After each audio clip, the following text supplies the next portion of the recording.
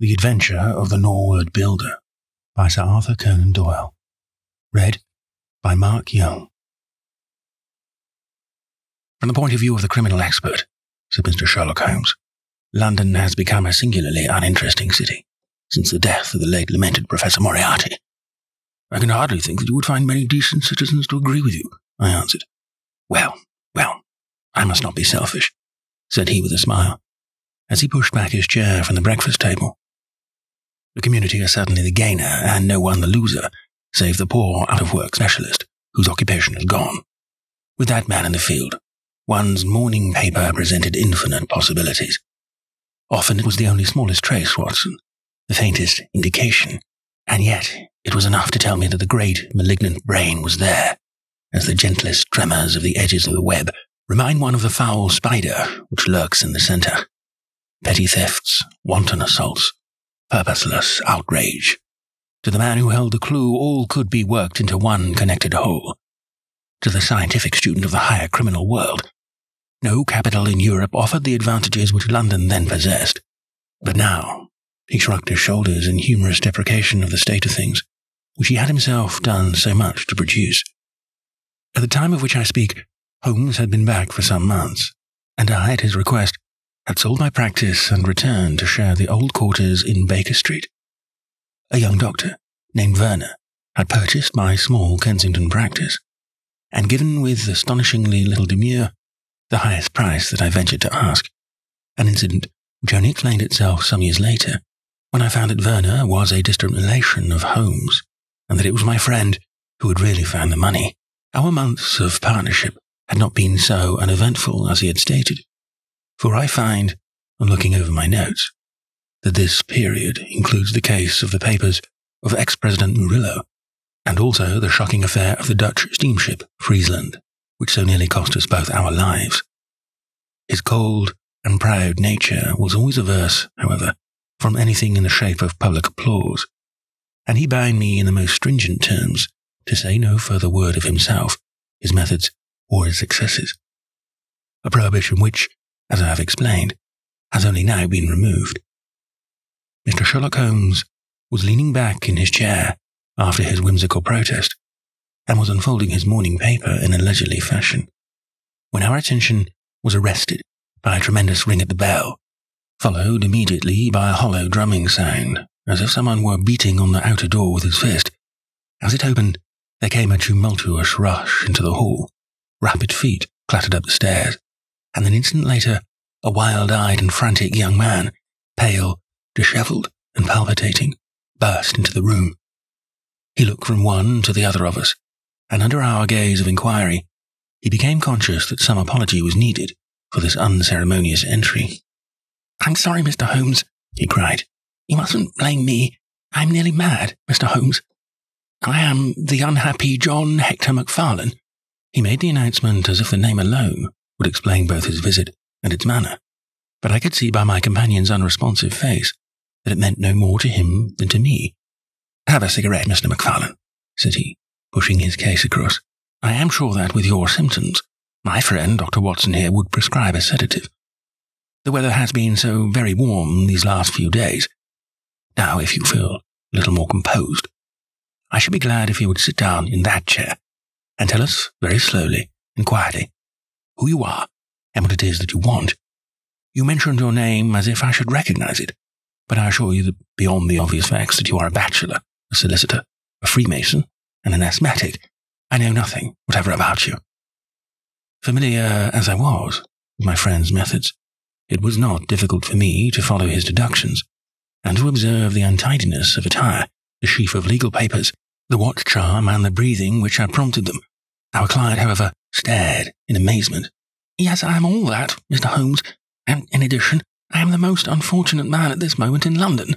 For heaven's sake, don't abandon me, Mr. Holmes. If they come to arrest me before I have finished my story, make them give me time, so that I may tell you the whole truth. I could go to jail happy if I knew that you were working for me outside." "Arrest you?" said Holmes. "This is really most interesting. On what charge do you expect to be arrested?" "Upon the charge of murdering Mr. Jonas Oldacre of Lower Norwood." My companion's expressive face showed a sympathy which was not, I am afraid, entirely unmixed with satisfaction. "Dear me," said he, "it was only this moment at breakfast I was saying to my friend Dr. Watson that sensational cases had disappeared out of our papers." Our visitor stretched forward a quivering hand and picked up the Daily Telegraph, which still lay upon Holmes's knee. "If you had looked at it, sir, you would have seen at a glance what the errand is on which I have come to you this morning. I feel as if my name and my misfortune must be in every man's mouth." He turned it over to expose the central page. "Here it is, and with your permission I will read it to you. Listen to this, Mr. Holmes. The headlines are, 'Mysterious Affair at Lower Norwood. Disappearances of a well-known builder. Suspicion of murder and arson. A clue to the criminal.' That is the clue which they are already following, Mr. Holmes, and I know that it leads infallibly to me. I have been followed from London Bridge Station, and I am sure that they are only waiting for the warrant to arrest me. It will break my mother's heart. It will break her heart."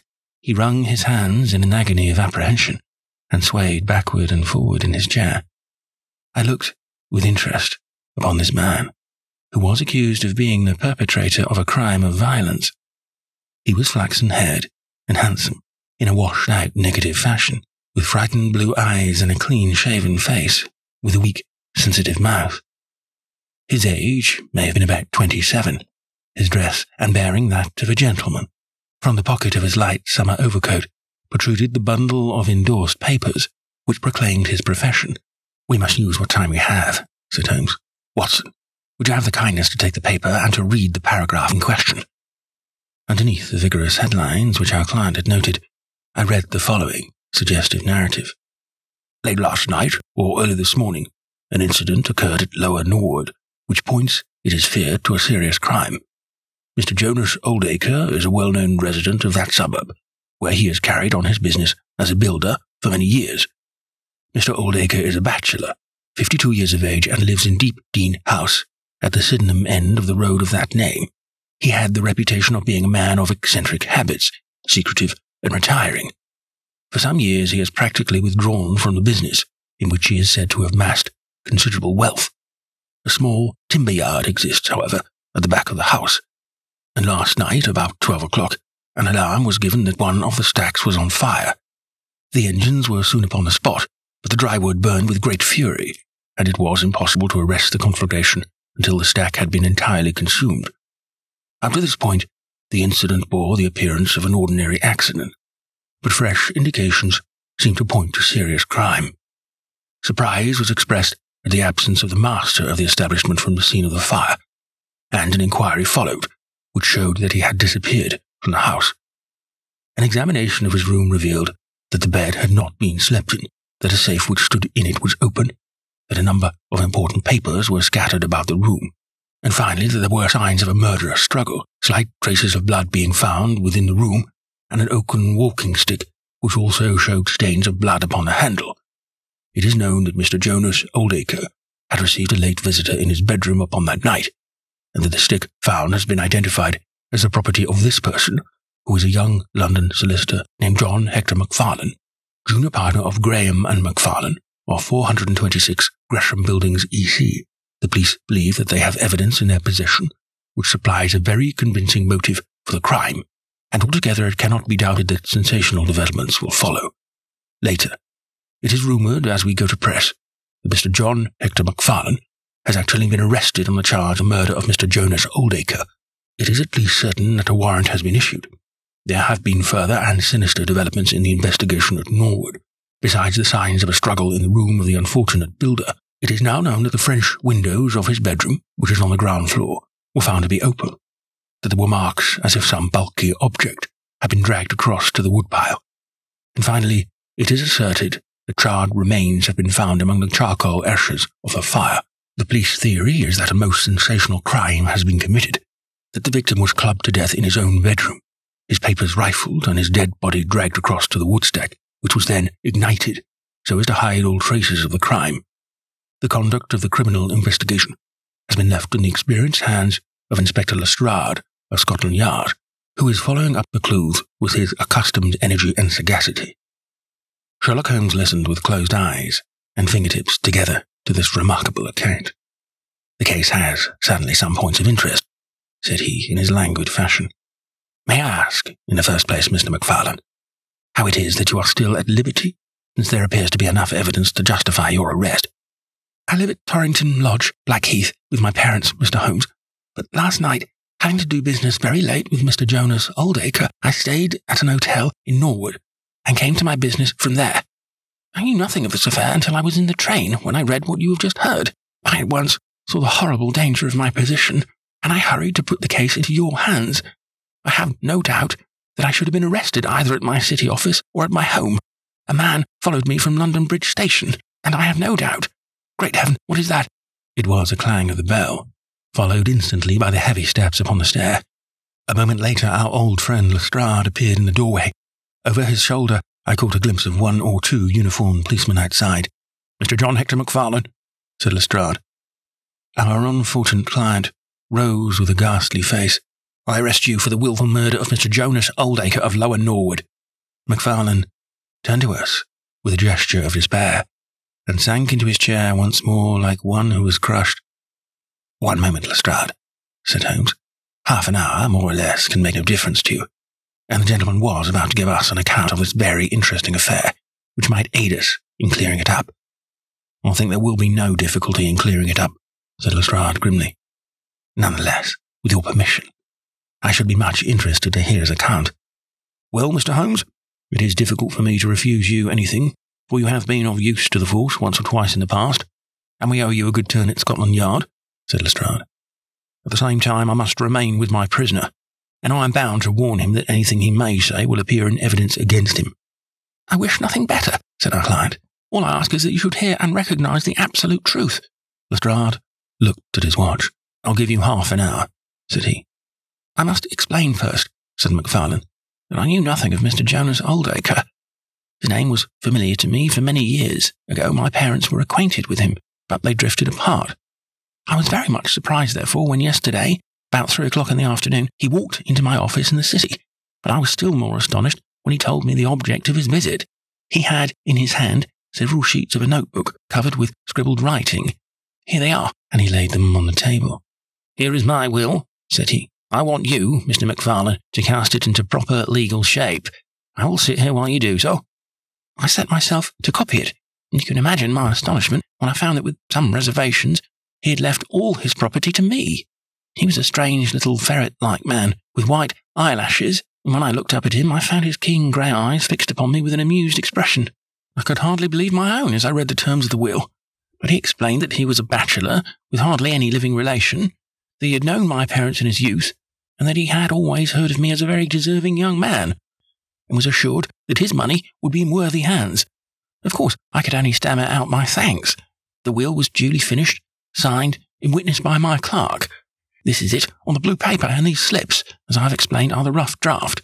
Mr. Jonas Oldacre then informed me that there were a number of documents, building leases, title deeds, mortgages, scrip, and so forth, which it was necessary that I should see and understand. He said that his mind would not be easy until the whole thing was settled, and he begged me to come out to his house at Norwood that night, bringing the will with him, and to arrange matters. Remember, my boy, not one word to your parents about the affair until everything is settled. We will keep it as a little surprise for them. He was very insistent upon this point, and made me promise it faithfully. You can imagine, Mr. Holmes, that I was not in a humour to refuse him anything that he might ask. He was my benefactor, and all my desire was to carry out his wishes in every particular. I sent a telegram home, therefore, to say that I had important business on hand, and that it was impossible for me to say how late I might be. Mr. Oldacre had told me that he would like me to have supper with him at 9, as he might not be home before that hour. I had some difficulty in finding his house, however, and it was nearly past before I reached it. I found him— "One moment," said Holmes. "Who opened the door?" "A middle-aged woman who was, I suppose, his housekeeper." "And it was she, I presume, who mentioned your name?" "Exactly," said McFarlane. "Pray, proceed." McFarlane wiped his damp brow, and then continued his narrative. "I was shown by this woman into a sitting-room, where a frugal supper was laid out. Afterwards, Mr. Jonas Oldacre led me into his bedroom, in which there stood a heavy safe. This he opened and took out a mass of documents, which we went over together. It was between 11 and 12 when we finished. He remarked that we must not disturb the housekeeper. He showed me out through his French windows, which had been open all this time." "Was the blind down?" asked Holmes. I will not be sure, but I believe that it was only half down. Yes, I remember how he pulled it up in order to swing open the window. I could not find my stick, and he said, 'Never mind, my boy, I shall see a good deal of you now, I hope, and I will keep your stick until you come back to claim it.' I left him there, the safe open, and the papers made up in packets upon the table. It was so late that I could not get back to Blackheath, so I spent the night at the Annerley Arms, and I knew nothing more until I read of this horrible affair in the morning." "Anything more that you would like to ask, Mr. Holmes?" said Lestrade, whose eyebrows had gone up once or twice during this remarkable explanation. "Not until I have been to Blackheath." "You mean to Norwood?" said Lestrade. "Oh, yes, no doubt, that is what I must have meant," said Holmes, with his enigmatical smile. Lestrade had learned by more experiences than he would care to acknowledge that that brain could cut through that which was impenetrable to him. I saw him look curiously at my companion. "I think I should like to have a word with you presently, Mr. Sherlock Holmes," said he. "Now, Mr. McFarlane, 2 of my constables are at the door, and there's a 4-wheeler waiting." The wretched young man arose, and with a last beseeching glance at us, walked from the room. The officers conducted him to the cab, but Lestrade remained. Holmes had picked the pages which formed the rough draft of the will, and was looking at them with the keenest interest upon his face. "There are some points about that document, Lestrade, are there not?" said he, pushing them over. The official looked at them with a puzzled expression. "I can read the first few lines, and these in the middle of the second page, and 1 or 2 at the end. Those are as clear as print," said he, "but the writing in between is very bad, and there are 3 places where I cannot read it at all." "What do you make of that?" said Holmes. "Well, what do you make of it?" "That it was written in a train. The good writing represents stations, the bad writing movement, and the very bad writing passing over points. A scientific expert would pronounce at once that this was drawn up on a suburban line, since nowhere, save in the immediate vicinity of a great city, could there be so quick a succession of points. Granting that his whole journey was occupied in drawing up the will, then the train was an express, only stopping once between Norwood and London Bridge." Lestrade began to laugh. "You are too many for me when you begin to get on your theories, Mr. Holmes," said he. "How does this bear on the case?" "Well, it corroborates the young man's story to the extent the will was drawn up by Jonas Oldacre in his journey yesterday. It is curious, is it not, that a man should draw up so important a document in so haphazard a fashion. It suggests that he did not think it was going to be of much practical importance. If a man drew up a will which he did not intend ever to be effective, he might do it so." "Well, he drew up his own death warrant at the same time," said Lestrade. "Oh, you think so?" "Don't you?" "Well, it is quite possible, but the case is not clear to me yet." "Not clear? Well, if that isn't clear, what could be clearer? Here is a young man who learns, suddenly, that if a certain older man dies, he will succeed to a fortune. What does he do? He says nothing to anyone, but he arranges that he shall go out on some pretext to see his client that night. He waits until the only other person in the house is in bed, and then, in the solitude of a man's room, he murders him, burns his body in the woodpile, and departs to a neighbouring hotel. The blood stains in the room, and also on the stick, are very slight. It is probable that he imagined his crime to be a bloodless one, and hoped that if the body were consumed, it would hide all traces of the method of his death, traces which, for some reason, must have pointed to him. Is not all this obvious?" "It strikes me, my good Lestrade, as being just a trifle too obvious," said Holmes. "You do not add imagination to your other great qualities, but if you could for one moment put yourself in the place of this young man, would you choose the very night after the will had been made to commit your crime? Would it not seem dangerous to you to make so very close a relation between the 2 incidents? Again, would you choose an occasion when you are known to be in the house, when a servant has let you in? And finally, would you take the great pains to conceal the body, and yet leave your own stick as a sign that you were the criminal? Confess, Lestrade, that all this is very unlikely. As to the stick, Mr. Holmes, you know as well as I do that the criminal is often flurried, and does such things which a cool man would avoid. He was, very likely, afraid to go back to the room. Give me another theory that would fit the facts." "I could very easily give you half a dozen," said Holmes. "Here, for example, is a very possible and even probable one. I make you a free present of it. The older man is showing documents which are of evident value. A passing tramp sees them through the window, the blind of which is only half down, Exit the solicitor. Enter the tramp. He seizes a stick which he observes there, kills Oldacre, and departs after burning the body. Why should the tramp burn the body? For the matter of that, why should McFarlane? To hide some evidence. Possibly the tramp wanted to hide that any murder at all had been committed. And why did the tramp take nothing? Because there were papers that he could not negotiate. Lestrade shook his head, though it seemed to me that his manner was less absolutely assured than before. Well, Mr. Sherlock Holmes, you may look for your tramp, and while you are finding him, we will hold on to our man. The future will show which is right. Just notice this point, Mr. Holmes, that so far, as we know, none of the papers were removed, and that the prisoner is the one man in the world who had no reason for removing them, since he was heir at law, and would have come into them in any case. My friend seemed struck by this remark. I don't mean to deny that the evidence is in some ways very strongly in favour of your theory, said he. I only wish to point out that there are other theories possible. As you say, the future will decide. Good morning. I dare say that in the course of the day I shall drop in at Norwood and see how you are getting on. When the detective departed, my friend rose and made his preparations for the day's work with the alert air of a man who has a congenial task before him. My first movement, Watson, said he, as he bustled into his frock coat, must, as I said, be in the direction of Blackheath. Why not Norwood? Because we have in this case one singular incident, coming close to the heels of another singular incident. The police are making the mistake of concentrating their attention upon the second, because it happens to be the one which is actually criminal. But it is evident to me that the logical way to approach the case is to begin by trying to throw some light upon the first incident, the curious will, so suddenly made, and to so unexpected an heir. It may do something to simplify what followed. No, my dear fellow, I don't think you can help me. There is no prospect of danger, or I should not dream of stirring out without you. I trust that when I see you in the evening, I will be able to report that I have been able to do something for this unfortunate youngster who has thrown himself upon my protection. It was late when my friend returned, and I could see by a glance at his haggard and anxious face that the high hopes with which he had started had not been fulfilled. For an hour he droned away upon his violin, endeavouring to soothe his own ruffled spirits. At last he flung down the instrument and plunged into a detailed account of his misadventures. It's all going wrong, Watson, all as wrong as it can go. I kept a bold face before Lestrade, but upon my soul I believe that for once the fellow is on the right track, and we are on the wrong. All my instincts are one way, and all the facts are the other, and I fear that British juries have not yet attained that pitch of intelligence when they will give the preference to my theories over Lestrade's facts. Did you go to Blackheath? Yes, Watson.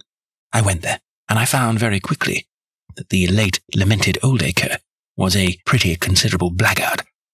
The father was away in search of his son. The mother was at home, a little fluffy blue-eyed person, in a tremor of fear and indignation. Of course, she would not admit even the possibility of his guilt, but she would not express either surprise or regret over the fate of Oldacre. On the contrary, she spoke of him with such bitterness that she was unconsciously considerably strengthening the case of the police, for, of course, if her son had heard her speak of the man in this fashion, it would predispose him towards hatred and violence. He was more of a malignant and cunning ape than a human being, said she, and he always was ever since he was a young man. You knew him at the time, said I. Yes, I knew him well. In fact, he was an old suitor of mine. Thank heaven that I had the sense to turn away from him and to marry a better, if poorer, man. I was engaged to him, Mr. Holmes, when I heard a shocking story of how he had turned a cat loose in an aviary, and I was so horrified at his brutal cruelty that I would have nothing more to do with him. She rummaged in a bureau, and presently she produced a photograph of a woman, shamefully defaced and mutilated with a knife. That is my own photograph, she said. He sent it to me in that state, with his curse, upon my wedding morning. Well, said I, at least he has forgiven you now, since he has left all his property to your son. Neither my son nor I want anything from Jonas Oldacre, dead or alive, she cried, with a proper spirit.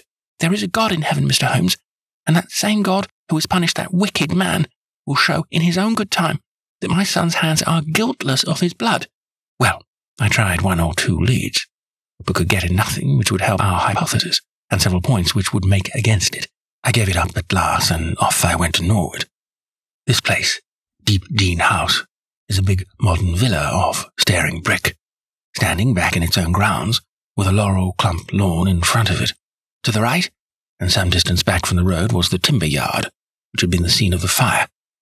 Here's a rough plan on a leaf of my notebook.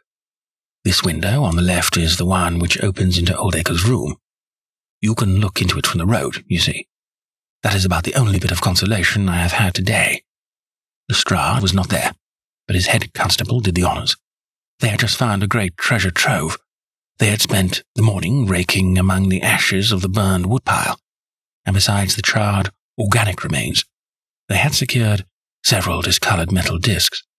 I examined them with care, and there was no doubt that they were trouser buttons. I even distinguished that one of them was marked with the name of Hyams, who was Oldacre's tailor. I then worked the lawn very carefully for signs and traces, but this drought has made everything as hard as iron. Nothing was to be seen save that same body, or bundle had been dragged through a low privet hedge, which is in a line with the woodpile. All that, of course, fits in with the official theory. I crawled about the lawn with an August sun on my back, but I got up at the end of an hour no wiser than before. Well, after this fiasco, I went into the bedroom and examined that also. The bloodstains were very slight, mere smears and discolorations, but undoubtedly fresh. The stick had been removed, but there also the marks were slight. There is no doubt about the stick belonging to our client. He admits it. Footmarks of both men could be made out on the carpet, but none of any third person, which again is a trick for the other side. They were piling up their score all the time, and we were at a standstill. Only one little gleam of hope did I get, and yet it amounted to nothing. I examined the contents of the safe, most of which had been taken out and left on the table. The papers had been made up into sealed envelopes, one or two of which had been opened by the police. They were not, so far as I could judge, of any great value, nor did the bank book show that Mr. Oldacre was in such very affluent circumstances. But it seemed to me that all the papers were not there. There were allusions to some deeds, possibly the more valuable, which I could not find. This, of course, if we could definitely prove it, would turn Lestrade's argument against himself. For who would steal a thing if he knew that he would shortly inherit it? Finally, having drawn every other cover and picked up no scent, I tried my luck with the housekeeper, Mrs. Lexington. Mrs. Lexington is her name, a little dark, silent person, with suspicious and sidelong eyes. She could tell us something if she would. I'm convinced of it. But she was as close as wax. Yes, she had let Mr. McFarlane in at 9:30. She wished her hand had withered before she had done so. She had gone to bed at 10:30. Her room was at the other end of the house, and she could hear nothing of what had passed. Mr. McFarlane had left his hat, and to the best of her belief, his stick in the hall. She had been awakened by the alarm of fire. Her poor, dear master had certainly been murdered. Had he any enemies?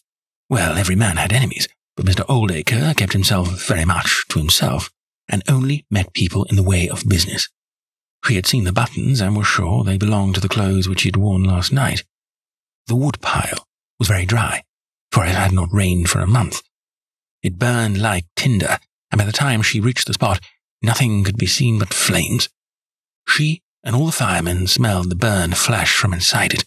She knew nothing of the papers, nor of Mr. Oldacre's private affairs. So, my dear Watson, there's my report of a failure, and yet, he clenched his thin hands in a paroxysm of conviction. I know it's all wrong. I feel it in my bones. There is something that has not come out, and that housekeeper knows it. There was a sort of sulky defiance in her eyes, which only goes with guilty knowledge. However, there's no good talking any more of it, Watson. But unless some lucky chance comes our way, I fear that the Norwood disappearance case will not figure in that chronicle of our successes, which I foresee that a patient public will sooner or later have to endure. Surely, said I, the man's appearance would go far with any jury. That is a dangerous argument, my dear Watson. You remember that terrible murderer, Bert Stevens, who wanted us to get him off in 87. Was there ever a more mild-mannered Sunday school young man? It is true. Unless we succeed in establishing an alternative theory, this man is lost. You can hardly find a flaw in the case which can now be presented against him, and all further investigation has served to strengthen it. By the way, there is one curious little point about those papers, which may serve as the starting point for an inquiry.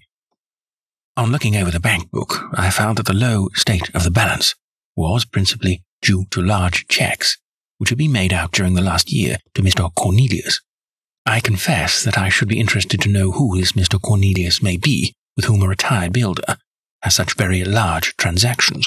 Is it possible that he has a hand in the affair? Cornelius might be a broker, but we have found no scrip to correspond with these large payments. Failing any other indication, my researches must now take the direction of an inquiry at the bank for the gentleman who has cashed these cheques.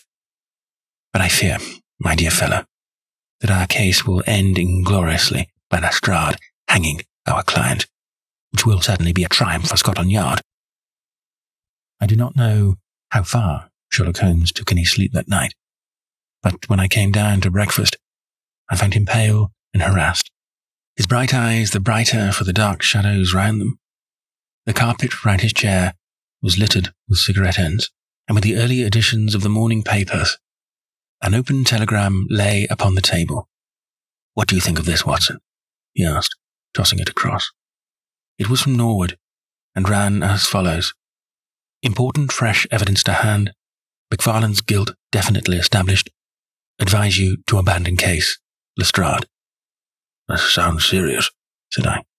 "It is Lestrade's little cockadoodle of victory," Holmes answered, with a bitter smile. "And yet it may be premature to abandon the case.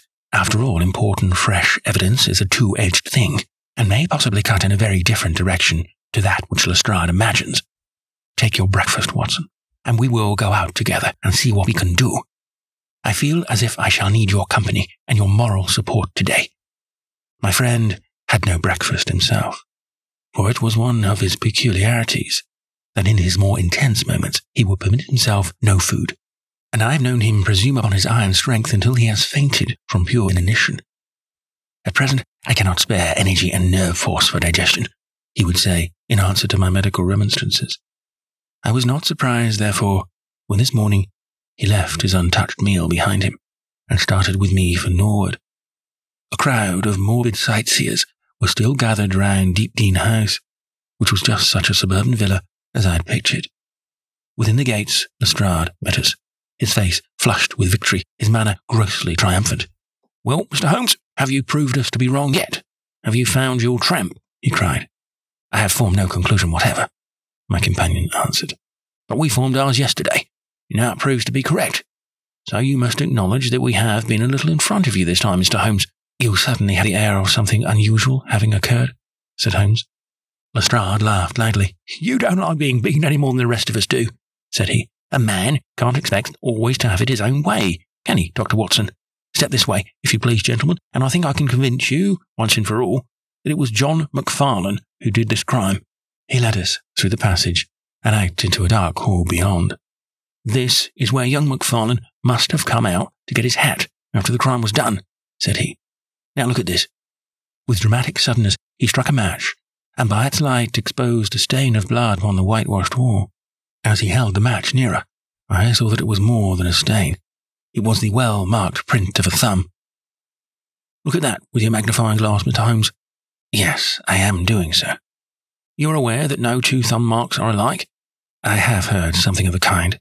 "Well then, will you please compare that print with this wax impression of young McFarlane's right thumb, taken by my orders this morning?" As he held the waxen print close to the bloodstain, it did not take a magnifying glass to see that the two were undoubtedly from the same thumb. It was evident to me that our unfortunate client was lost. "That is final," said Lestrade. "Yes, that is final," I involuntarily echoed. "It is final," said Holmes. Something in his tone caught my ear, and I turned to look at him. An extraordinary change had come over his face. It was writhing with inward merriment. His two eyes were shining like stars. It seemed to me that he was making desperate efforts to restrain a convulsive attack of laughter. Dear me, he said at last. "Well now, who would have thought it? And how deceptive appearances may be. To be sure, Such a nice young man to look at. It is a lesson to us not to trust our own judgment, is it not, Lestrade? Yes, some of us are a little too much inclined to be cocksure, Mr. Holmes, said Lestrade. The man's insolence was maddening, but we could not resent it. What a providential thing that this young man should press his right thumb against the wall in taking his hat from the peg. Such a very natural action, too, if you come to think of it. Holmes was outwardly calm, but his whole body gave a wriggle of suppressed excitement as he spoke.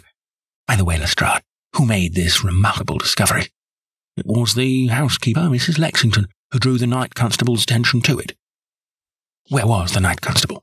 He remained on guard in the bedroom where the crime was committed, so as to see that nothing was touched. But why didn't the police see this mark yesterday? Well, we had no particular reason to make a careful examination of the hall. Besides, it's not in a very prominent place, as you see. No, of course not. I suppose there is no doubt that the mark was there yesterday.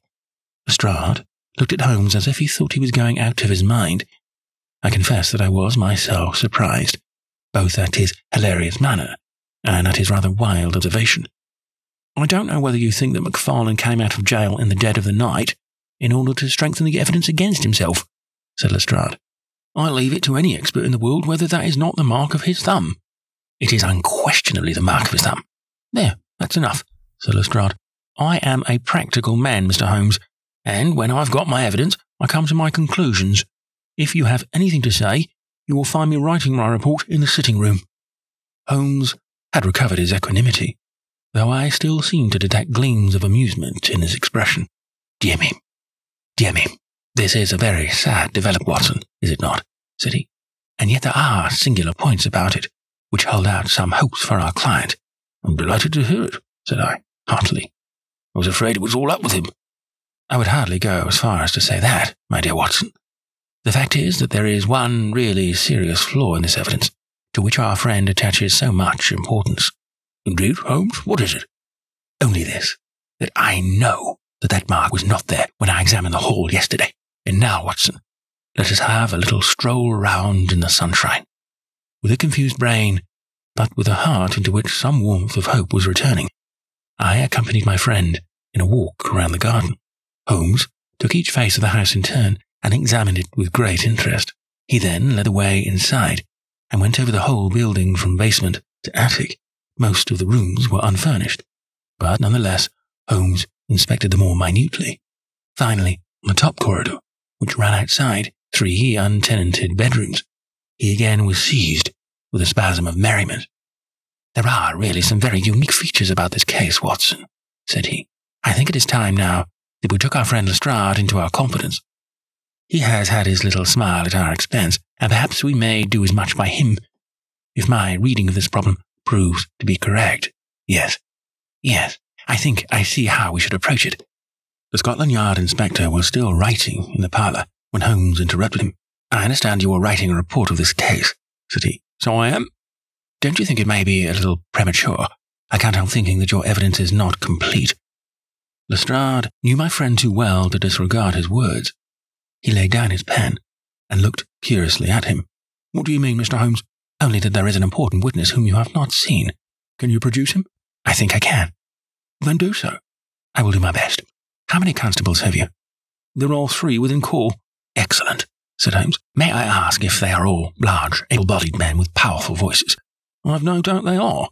I fail to see what their voices have to do with it. Perhaps I can help you to see that, and 1 or 2 other things as well, said Holmes. Kindly summon your men, and I will try. 5 minutes later, 3 policemen had assembled in the hall. In the outhouse, you will find a considerable quantity of straw, said Holmes. I will ask you to carry in 2 bundles of it. I think it will be of the greatest assistance in producing the witness whom I require. Thank you very much. I believe you have some matches in your pocket, Watson. Now, Mr. Lestrade, I will ask you all to accompany me to the top landing. As I have said, there was a broad corridor there, which ran outside 3 empty bedrooms. At one end of the corridor we were all marshalled by Sherlock Holmes, the constables grinning and Lestrade staring at my friend with amazement, expectation, and derision chasing each other across his features. Holmes stood before us with the air of a conjurer who is performing a trick. Would you kindly send one of your constables for 2 buckets of water? Put the straw on the floor here, free from the wall on either side. Now, I think that we are all ready." Lestrade's face had begun to grow red and angry. "I don't know whether you are playing a game with us, Mr. Sherlock Holmes," said he. "If you know anything, you can surely say it without all this tomfoolery. I assure you, my good Lestrade, that I have an excellent reason for everything that I do. You may possibly remember that you chaffed me a little some hours ago, when the sun seemed to be on your side of the hedge, so you must not grudge me a little pomp and ceremony now. Might I ask you, Watson, to open that window, and then put a match to the edge of the straw?" I did so, and driven by the draught, a coil of grey smoke swirled down the corridor, while the dry straw crackled and flamed. "Now, we must see if we can find this witness for you, Lestrade. Might I ask you all to join in the cry of fire? Now then, 1, 2, 3, fire!" we all yelled. "Thank you. I will trouble you once again. Fire! Just once more, gentlemen, and all together. Fire!" The shout must have rung over Norwood. It had hardly died away when an amazing thing happened. A door suddenly flew open out of what appeared to be solid wall at the end of the corridor, and a little wizened man darted out of it like a rabbit out of its burrow. "Capital," said Holmes calmly. "Watson, a bucket of water over the straw. That will do. Lestrade, allow me to present you with your principal missing witness, Mr. Jonas Oldacre." The detective stared at the newcomer with blank amazement. The latter was blinking in the bright light of the corridor, appearing at us and at the smouldering fire. It was an odious face, crafty, vicious, malignant, with shifty light grey eyes and white lashes. "What's this then?" said Lestrade at last. "What have you been doing all this time, eh?" Oldacre gave an uneasy laugh, shrinking back from the furious red face of the angry detective. "I have done no harm. No harm. You have done your best to get an innocent man hanged. If it wasn't for this gentleman here, I'm not sure that you would not have succeeded." The wretched creature began to whimper. "I am sure, sir, it was only my practical joke." "Oh, a joke, was it? You won't find the laugh on your side, I promise you. Take him down and keep him in the sitting room until I come. Mr. Holmes," he continued when they had gone, "I could not speak before the constables, and I don't mind saying in the presence of Dr. Watson that this is the brightest thing that you have done yet, though it is a mystery to me how you did it. You have saved an innocent man's life, and you have prevented a very grave scandal, which would have ruined my reputation in the force." Holmes smiled and clapped Lestrade upon the shoulder. "Instead of being ruined, my good sir, you will find that your reputation has been enormously enhanced. Just make a few alterations in that report which you are writing, and they will understand how hard it is to throw dust in the eyes of Inspector Lestrade." "And you don't want your name to appear?" "Not at all. The work is its own reward. Perhaps I shall get the credit also at some distant day, when I permit my zealous historian to lay out his fool's cap once more, eh, Watson? Well, now, let us see where this rat has been lurking." A lath and plaster partition had been run across the passage, 6 feet from the end, with a door cunningly concealed in it. It was lit within by slits under the eaves. A few articles of furniture and a supply of food and water were within, together with a number of books and papers. "There's the advantage of being a builder," said Holmes as we came out. He was able to fix up his own little hiding place without any confederate, save, of course, that precious housekeeper of his, whom I should lose no time in adding to your bag, Lestrade. "I'll take your advice, but how do you know this place, Mr. Holmes?" "I made up my mind that the fellow was in hiding in the house, when I paced one corridor and found it 6 feet shorter than the corresponding one below. It was pretty clear where he was.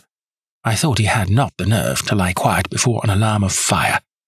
We could, of course, have gone in and taken him, but it amused me to make him reveal himself. Besides, I owed you a little mystification, Lestrade, for your chaff in the morning." "Well, sir, you certainly got equal with me on that. But how in the world did you know that he was in the house at all?" "The thumb mark, Lestrade. You said it was final, and so it was, in a very different sense. I knew it had not been there the day before. I pay a good deal of attention to matters of detail, as you may have observed, and I had examined the hall, and was sure that the wall was clear. Therefore it had been put on during the night." "Well, how?" "Very simply. When these packets were sealed up, Jonas Oldacre got McFarlane to secure one of the seals by putting his thumb upon the soft wax. It would be done so quickly and so naturally that I dare say that the young man himself has no recollection of it. Very likely it just so happened, and Oldacre had himself no notion of the use he would put it to.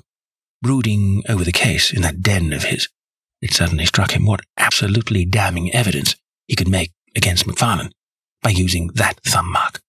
It was the simplest thing in the world for him to take a wax impression from the seal, to moisten it in as much blood as he could get from a pinprick, and to put the mark upon the wall during the night, either with his own hand or with that of his housekeeper. If you examine among those documents, which he took with him into his retreat, I will lay you a wager that you find the seal with the thumb mark upon it.